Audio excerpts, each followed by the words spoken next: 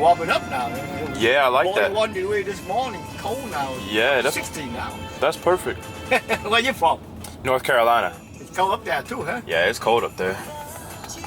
I know they probably come to party, but what is it like living here, you know? That's what I wonder. Seems like it's a gorgeous, well, it is a gorgeous place. Yeah.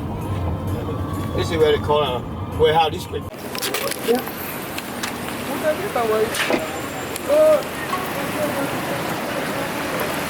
What's up? What's up?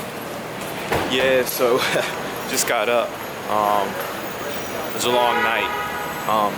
And I'm going to a coffee shop and just chill. Need a little bit of pick-me-up, so I'm going to a coffee shop. Anyways, I don't know what I'm gonna do today. I'm just gonna go around seeing the city. My other people that I was working with, they left already, but I'm just gonna go around seeing the city.